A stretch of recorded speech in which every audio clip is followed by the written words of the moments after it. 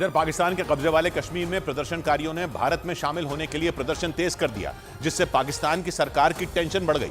बेकाबू हालात ने पाकिस्तान की सरकार के पसीने ऐसे छुड़ाए कि वहां सेना के 20,000 जवान तैनात करने पड़ गए और तो और वहां इंटरनेट भी बंद कर दिया गया। लेकिन इन सारी पाबंदियों को मुंह चिढ़ाते हुए हजारों की संख्या में शिया समुदाय के लोग सड़कों पर उतर आए, जिन्होंने बुलंद आवाज में भारत में शामिल होने की मांग की। गिलगित बाल्टिस्तान से आई प्रदर्शन की इन तस्वीरों ने दिखा दिया कि पाकिस्तान में रहने वाले करीब 8 लाख शिया मुसलमानों का पारा चढ़ा हुआ है। वो पाकिस्तान के साथ नहीं रहना चाहते और अपनी इस जिद को मनवाने के लिए वो गिलगित बाल्टिस्तान की सड़कों पर उतर आए। गिलगित बाल्टिस्तान में शिया समुदाय इसलिए भड़का क्योंकि करीब 10 दिन पहले उनके एक धर्मगुरु आगा बाकिर अल हुसैनी को गिरफ्तार कर लिया गया था, जिसके बाद वहां प्रदर्शन की आग भड़क उठी और लोग भारत में शामिल होने के लिए सड़कों पर आ गए और स्कर्दू कारगिल हाईवे खोलने की मांग करने लगे। गिलगित बाल्टिस्तान में प्रदर्शन करने वालों ने खुलेआम ऐलान कर दिया कि वो पाकिस्तान की सेना का जुल्म बर्दाश्त नहीं करेंगे। इस दौरान उन लोगों ने करगिल चलो जैसे नारे भी लगाए और स्कर्दू कारगिल हाईवे खोलने की मांग पर अड़ गए। हमें नहीं जाना तुम्हारे मुल्क पे, खोलो करगिल का रास्ता, खोलो हमारा तारीखी रास्ता। स्कर्दू करगिल हाईवे करीब 126 किलोमीटर लंबा रास्ता है जो गिलगित बाल्टिस्तान के स्कर्दू शहर से एलओसी तक जाता है। 1948 से पहले ये रास्ता करगिल तक जाता था, लेकिन बाद में ये बंद कर दिया गया। लेकिन पाकिस्तान के कब्जे वाले कश्मीर में सड़कों पर उतरे हजारों प्रदर्शनकारी यही रास्ता पार करके भारत में शामिल होना चाहते हैं, क्योंकि उन्हें पाकिस्तान की सरकार और सेना पर रत्ती भर भरोसा नहीं रहा। इस बीच पाकिस्तान में एक बार फिर मस्जिदों से चर्चों पर हमले का ऐलान हो गया। पाकिस्तान के लाहौर में रहने वाले ईसाई समुदाय के लोगों ने आरोप लगाया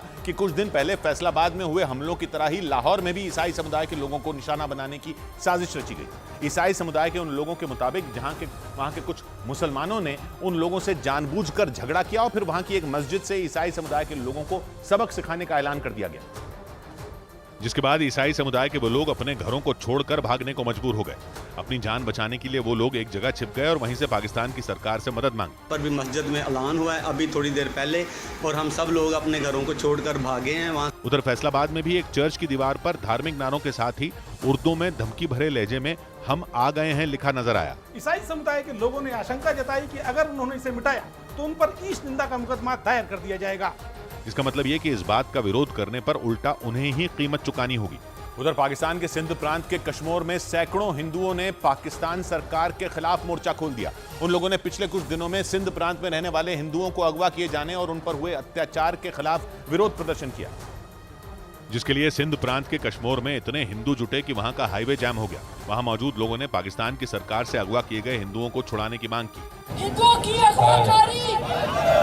बताया गया कि सैकड़ों की संख्या में जुटे इन लोगों ने उस हाईवे को करीब 34 घंटे तक खुलने नहीं दिया। इस बीच पाकिस्तान में बिजली और पेट्रोल के बाद जब चीनी के दाम आसमान पर पहुंच गए, वहां बढ़ती महंगाई की वजह से चीनी की कीमत रिकॉर्ड ऊंचाई पर पहुंच गई।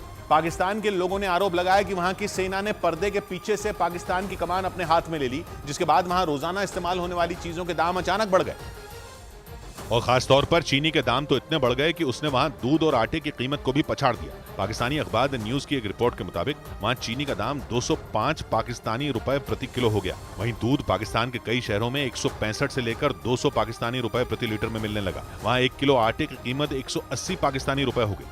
पाकिस्तान के लोगों ने आरोप लगाया कि दूसरे देशों को बेचे जाने के इरादे से चीनी को गोदामों में भर दिया गया, जिसकी वजह से पाकिस्तान में चीनी के दाम इतने बढ़ गए कि वहां के लोगों के लिए इसे खरीद पाना तक मुश्किल हो गया।